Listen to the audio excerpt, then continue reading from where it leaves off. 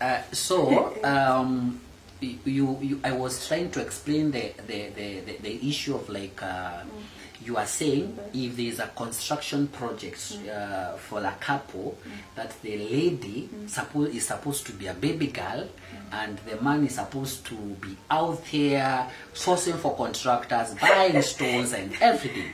I was objecting to your advice, what you are telling your viewers, that so when you're having a project, be a baby girl.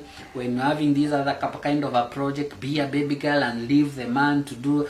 My opinion is this, both the husband and the wife can agree on what roles a husband is going to take on the construction and what roles the wife is going to take.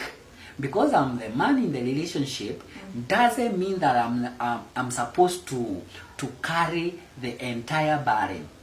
As much as you may be showing leadership, or as much that I may be showing leadership, okay? So this leadership showing is not about so much of the physical activity or like overwhelming one partner, or you are leaving everything to me. It's so much about a discussion, so much about agreement, so much about like, I feel overwhelmed at this particular point. Please, can you take over? Tomorrow I not be available, or maybe I don't have leave, so you can take the leave.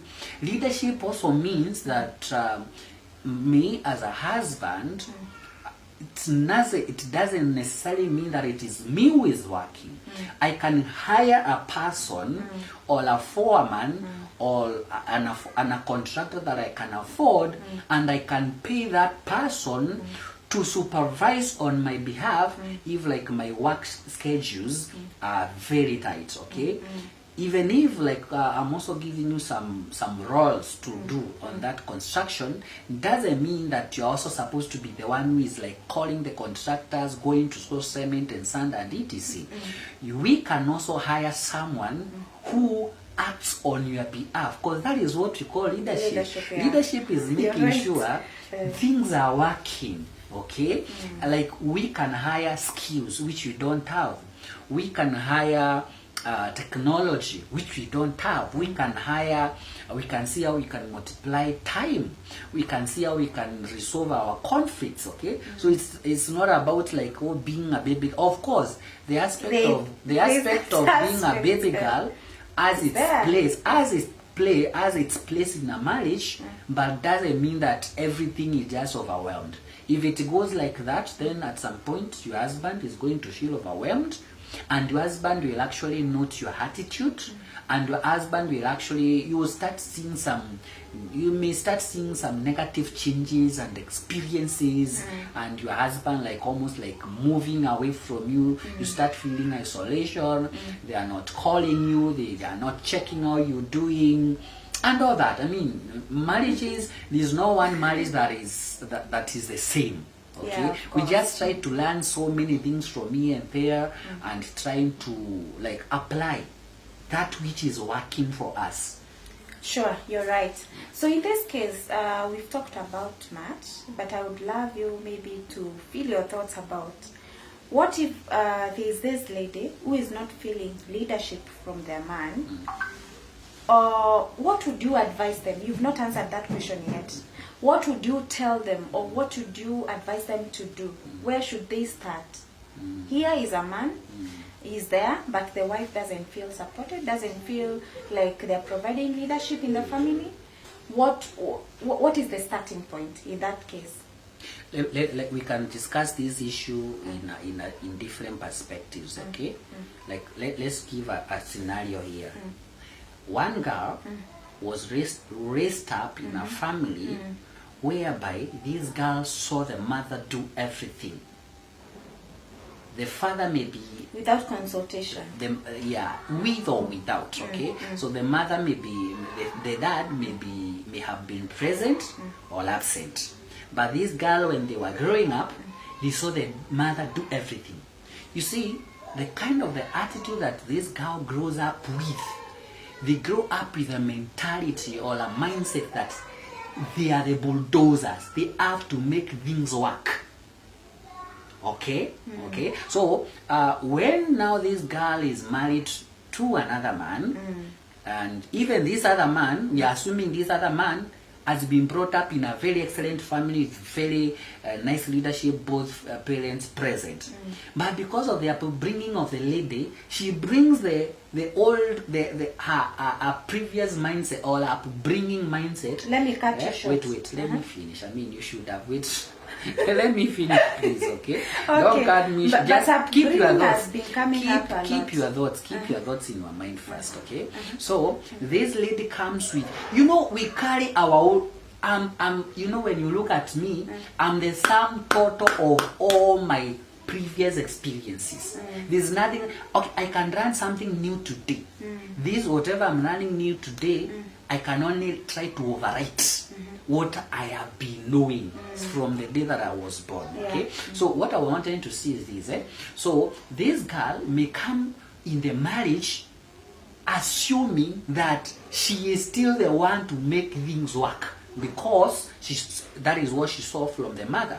So she may come into the marriage without recognizing that there's a way she's supposed to show the leadership, but in a wise way, in such a way that this lady channels ideas, her decisions, her contributions, but in a very careful way with the husband together. But she should not be seen as a controlling factor. Okay, so that is one of the reasons why maybe some of the women may not be feeling like their husband are showing leadership. The other point I think we have already discussed. Okay, probably the man that the lady married probably was not brought in a functional family. The man never saw any kind of leadership. Okay, but you also have got some amazing men who realize that they miss leadership and they start making very quick personal development to address those gaps. Okay, however, there is also that way of looking at it. Okay, so two parties come together, they are in love. Initially, there is very good leadership from the husband, okay, and let's talk of the both parties. But as time goes on in the marriage, we start having marriage issues, relationship issues, financial issues. All these factors, they start crippling in and affecting the entire relationship, and sometimes a man may neglect, okay, some of the duties and all that, and that is why the woman may feel like, if you are neglecting the duties, then I'm taking over the duties. I mean, for me it is complex, and the whole thing is the only way to solve this is actually not hiding about it, but actually consciously analyzing the situation and accepting that here is a challenge, here is a problem. Okay, because I mean, you cannot lie. A husband and a wife cannot lie to each other that things are okay in the house. There will be issues, of course, in the house. Let's do this. You are not supporting me. You are telling me, let's do this. I'm not supporting you. You see, those are different divergent views. There's something you wanted to tell me? I was about to address the point. Okay, you've talked about being brought up a lot, and you've talked about mindset, and you've talked about personal development. But my point was, this lady comes to you and tells you, I feel like my man is not doing this. What advice? That is the point I wanted you to give. Where is this lady supposed to start? When all other things are held constant, where am I supposed to start? What can you tell me now if I was the one? So you are a man. I'm assuming I'm a coach, and you are a coach. You are coming to me as a lady, and you are telling me my man does not step up. He has neglected the family. Yes, he has neglected the children. He has neglected, he doesn't show any leadership in terms of prayers, in terms of bringing up the children. In terms that one is providence. Going, of course, I understand. That one is going to be a very elaborative kind of exploration. Okay, it's not like this lady who is approaching me. It's not that she met the husband last week Okay. Oh, yeah. And like within 1 week she's coming to tell me that, oh, my husband is not showing me leadership. Remember, those people, they started from far. They started with the dating period. Thank you. That's where I wanted. Probably they even were friends in high school. Yes. So it's not about my man is not showing leadership now.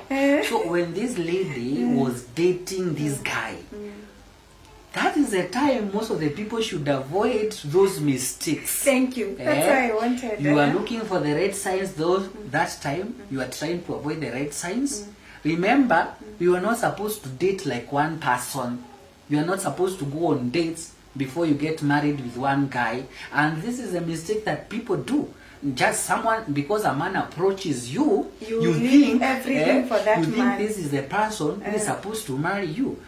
Sincerely, I think a lady can even go on a date with like 2 men or 3 even every month, yes, at the same time, and because you are trying to narrow down on the characteristics, the features, the things that you want. But look at what mostly happens. A lady is always approached by one person, and she gives in to this one person.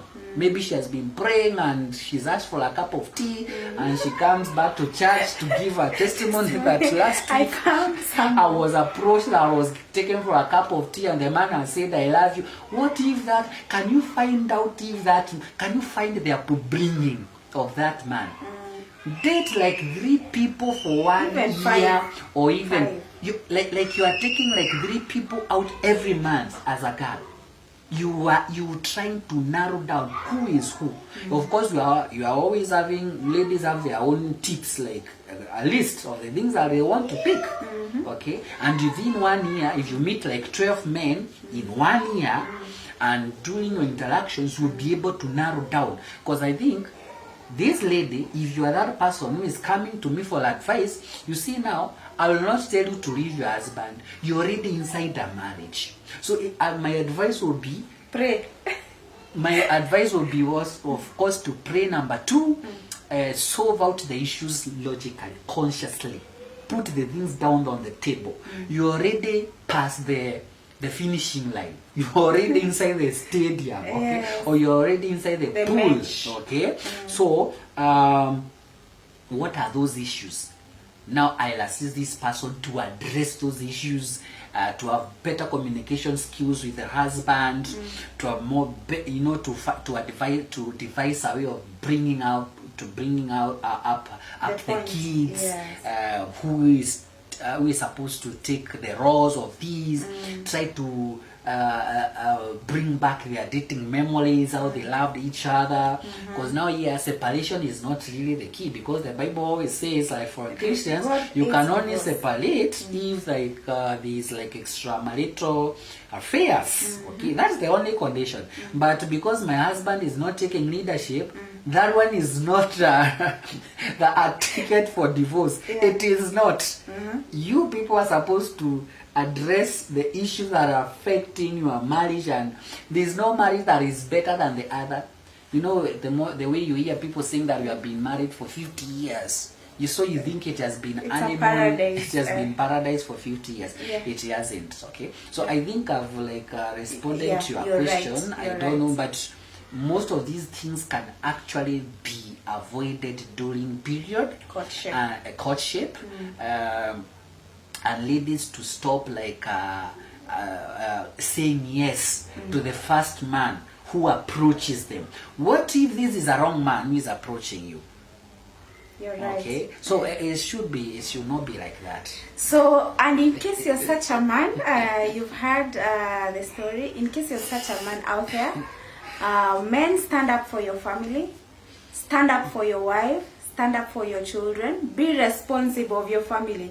You're the leader, you're the priest, and God made sure that it's in the Bible. So if you're not standing up for your family, if you're not providing for your family, if you're not advising your wife, if you're not sitting down with your children to bring them in the right way, take responsibility as a man. Man up and do what you're supposed to do. So the next point is, let's say, for example, the man is providing leadership, and everything is okay in the family.